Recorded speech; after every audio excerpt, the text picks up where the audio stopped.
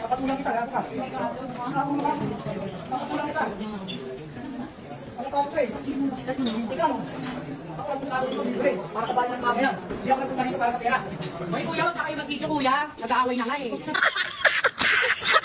Di po, tako ga, balatsoy. Ay, inahawakan sa leeg si ate.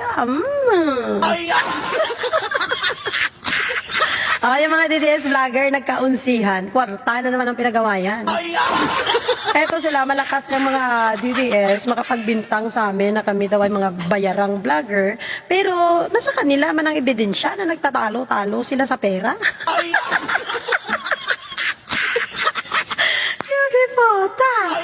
Tanungin ko kayo, may nakita ba kayo na mga vlogger, na mga pro-government na nag-away talaga sila sa pera, tungkol sa pera? May nakita ba kayong nagtalo-talo sa pera, nagkaunsihan sa pera? Wala, di ba? Kay wala ebidensya. Sino ang mahilig magsabi nagkaunsihan daw kami sa kwarta, kay mga bayaran daw kami na vlogger? Wala kayong ebidensya, pero mga DDS, kung makita mo yan, may mga ebidensya talaga na lagi pinag-aawayan nila pera.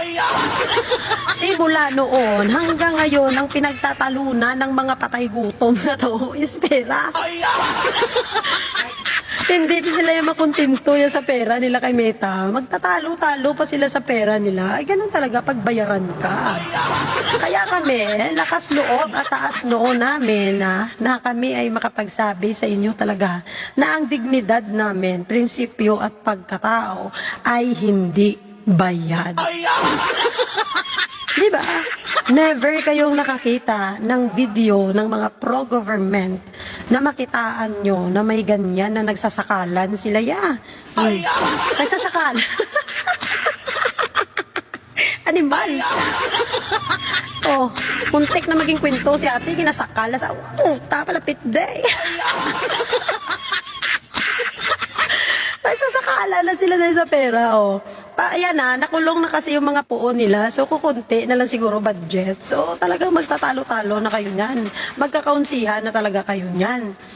Antayin natin na mawala din tong mga idolo nila at sinusuportahan. Baka sa sunod magsaksakan ng mga to. Diyos mayo. Diba? Ngayon, sino ang totoong bayaran? Sino ang totoong nag-aaway dahil sa pera? Di ba kayo lang din? Ako yaga kontinto na kuya kay sahod, kuya kay Meta, okay na ko dyan. Ang malagaya, proud ko sa sarili kung hindi ko binibinta yung dignidad ko sa kakarampot na salapi.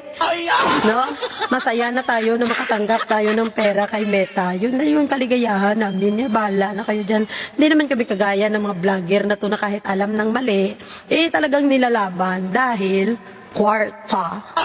Yung dignidad, binibenta. Kaya, kung mapansin natin, yung buhay natin sa Pilipinas, ganun pa rin. Kasi marami po sa mga kababayang Pilipino natin, kahit alam nilang mali, patuloy nilang sinusuportahan. Basta may gasolina.